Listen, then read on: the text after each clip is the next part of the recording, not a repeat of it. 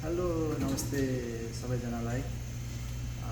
म चाहिँ यता साउदीबाट एन कफीबाट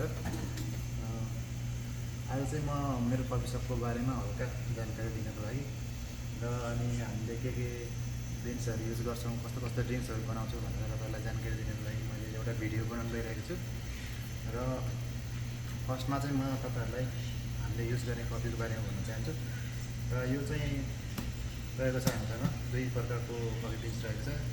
यो सिलसिली इथियोपिया, यो ब्राजिल चाहिँ हामीले यो स्विट ड्रिङ्क्सहरूको लागि युज गर्छौँ, स्विट ड्रिङ्क्सहरूको लागि। अनि यो इथियोपिया चाहिँ हामीले यो नर्मल ड्रिङ्क्सहरूको लागि युज गर्छौँ, जस्तै लाटी, क्यापुचिनो, ब्ल्याक वाइन, कोटाहरू है।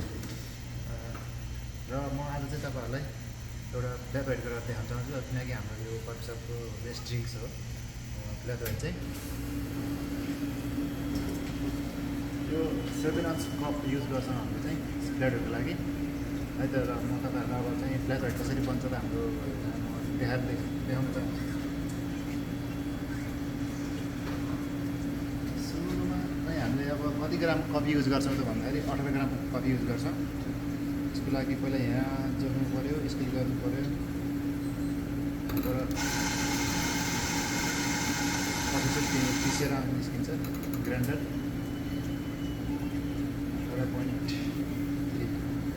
18 ग्राम अन्त राम्रोसँग क्याम्पिङ गरेर ट्याक्क समातेर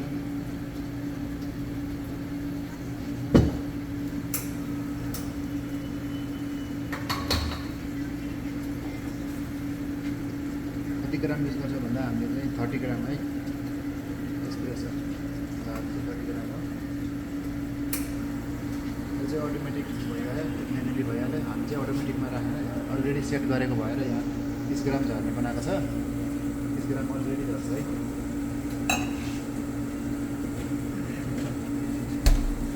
अनि हामीले युज गर्ने भनेको नादिक फ्रेस मिल्क हो। पहिलो दिनबाट यसमा राम्रो टेस्ट गर्नु पर्छ। नादिक मिल्क हामीले युज गर्छौँ।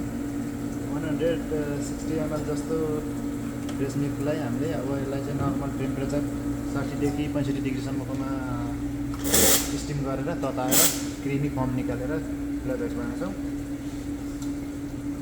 यसको लागि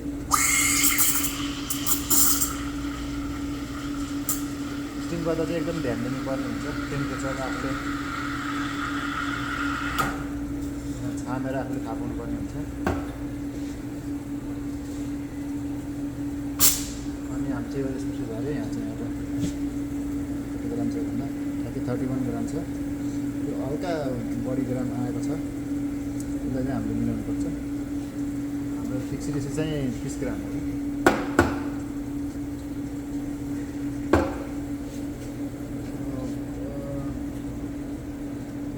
राम्रोसँग मिक्स गरेर भने पनि सुरुमा टेस्ट गर्दा राम्रो टेस्ट आउँछ कि मिक्स गरेर। आर्ट भनेको त पछि सिक्दै गर्ने हो। सुरुमा पहिला चाहिँ ड्रिङ्क्स राम्रो बनाउन सिक्नुपर्छ। यो चाहिँ हाम्रो फ्ल्याट वाइट एकदम टेस्टी छ है त। ल साथीहरू।